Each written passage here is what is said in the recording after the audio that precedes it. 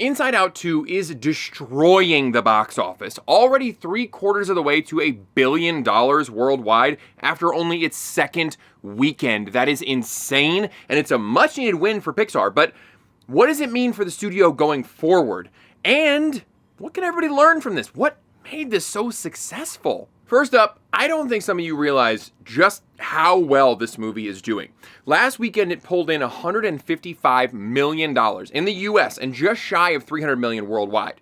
That $155 million is the second biggest opening for an animated film ever, only surpassed by Incredibles 2. But the real story here is the second weekend, because hype can get you a good first weekend, and Inside Out is hugely popular. So this first weekend was kind of a sure thing, but we've seen movies have big openings, and then word gets around that it's actually pretty bad, and the second weekend drop-off is crazy.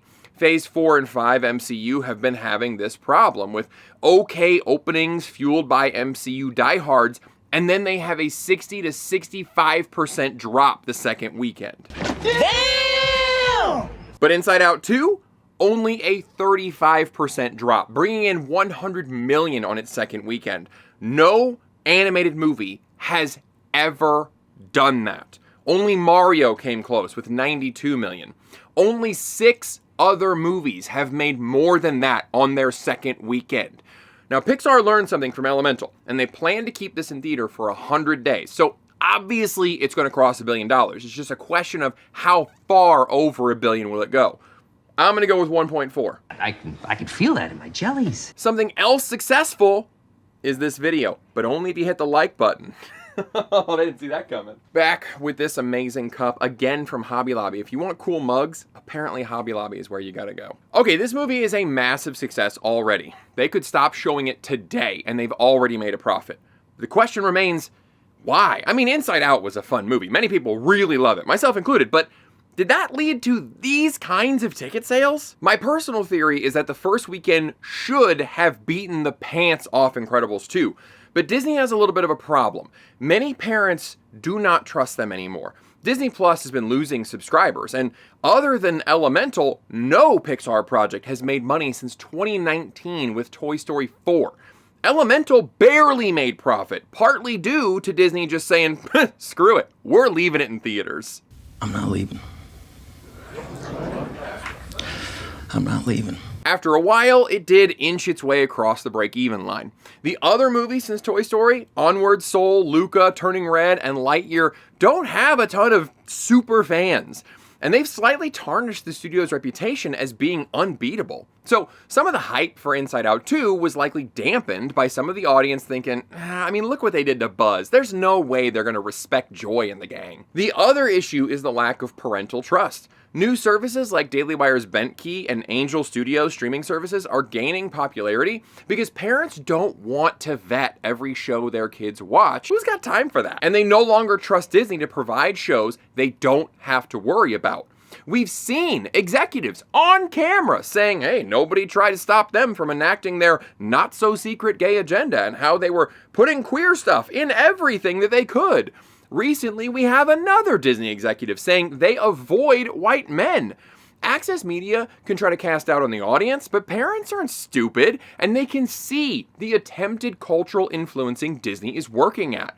They really aren't stupid, but Disney likes to portray them as such. A big complaint with parents about Disney kids shows is, hey, why are all the parents clueless, bumbling morons who the kids can't rely on? What parent would want to pay money to feed their kids shows where the parents are mocked and infantilized? No, don't like that. They don't want to pre-screen every show, so they just cancel the service entirely. And that bleeds into hype about the movies as well.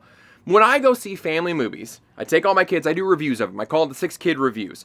I'm going to put the Inside Out one at the end of this video, but I noticed a trend in the comments on that video. I mentioned that the parents in Inside Out 2 are not portrayed as idiots, and the movie is not about Riley having crushes on boys or girls, and so many comments were like, oh, thank goodness, I thought for sure they'd put some dumb crap in here, and I was holding back from seeing it for that reason. Do you realize how crazy that is? Disney has lost the trust of parents to the point that they're avoiding seeing Pixar movies because they're unsure of what's going to be slipped in. But now the news is out that none of that has happened, and the movie's just great. Like, really, really excellent. It took the ideas from the first movie and just expanded on them a little bit. It wasn't broken, they didn't try to fix it, and the result is wonderful. Those two things combined to coax skittish audiences into theaters for a blowout second weekend. So what does this mean for movies going forward? I was going to title this video, "Here's what happens when you make a good movie," but then I thought, plenty of mediocre movies make bank.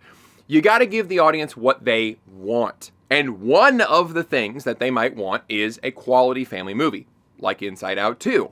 They wanted more Inside Out, and that's what this was. It wasn't hijacked for some other purpose. But you know what? They also want novelty, like Barbie. I think Barbie was not well written, but A, wasn't marketed to me, and B, it doesn't matter because it was an interesting and novel concept. Even the audience and critic scores confirm this. Very few people will honestly tell you that Barbie was an incredible achievement in cinema, but you know what? They had fun and they bought a lot of tickets. The Mario movie was the same way. Was it good? No, absolutely not. Did I have a good time? I sure did. I am not immune to nostalgia bait. Have I watched it since? No, once was good. Whether it's novelty, nostalgia, or straight up good quality, these movies had something that made them stand out, and they saw great sales. They had something the audience wanted. What the audience does not want is any more lectures from Hollywood elites. We're seeing that trend die quickly, and it should have happened a long time ago. Angry, self-insert diatribes like Velma are being laughed at. Stoic, sexless heroines like Captain Marvel and Guy Ladriel aren't attracting a male or female audience. More recently, Doctor Who and The Acolyte are hemorrhaging audiences. These shows where the writers take a moment to give you their personal worldview through a character monologue are just becoming noise, and the audience is tuning them out. Pixar is noticing all of this. In a recent interview, creative director Pete Docter said Pixar is going to move away from personal experience stories toward more universal themes. Wow, crazy! He explained that some of their recent movies, like Luca and Turning Red, were based on specific stories from the director's childhood. Elemental should have been in there as well. The director flat out said it was a love letter to his immigrant parents. These don't work as well as the universal ideas and feelings. My response, in a word, adoy. Old Pixar worked for a number of reasons. The themes were more universal. Yes, right? In order to really get into, like, Turning Red, you probably need to have overbearing Asian parents. It was weirdly specific. But it's not just that. Old Pixar had layers. Take both Inside Out movies. They have bright animation and kiddie jokes. Yes, but adults also enjoyed them. Why? Well, one reason could be, as Joy voice actor Amy Poehler describes, Inside Out is really a workplace comedy. She said that, and I was really blown away because that's exactly what it is. I never thought about it. Same for Monsters, Inc. and Toy Story. If you've ever worked a job, these movies will speak to you. They have jokes and references for all ages. They have universal ideas. So of course they're going to work better than Luca or Onward. Disney and Pixar are at their best when they're making family movies.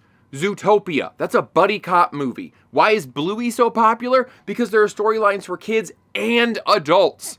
Parents don't want to pay for movie tickets and concessions to a movie that they or their older kids can't enjoy. But a return to Pixar of old has a side effect that many people are worried about. Inside Out 2 is crushing it, and all of these other original movies weren't so hot. So does that mean we're just gonna get nothing but sequels now?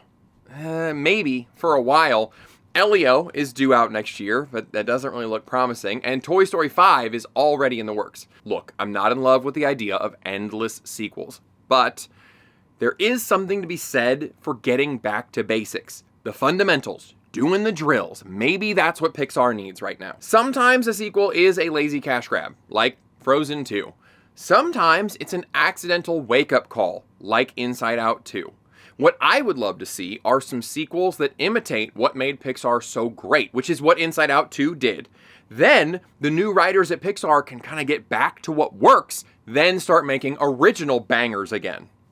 I can hope, right? What are your thoughts on Inside Out 2 being a massive success? Were you surprised by that? Do you think Hollywood or Disney will learn anything? Have you seen the movie by now? What did you think about it? If you want to know what my whole family thought about it, you can check out our review right here. I appreciate you watching, and I'll see you next time.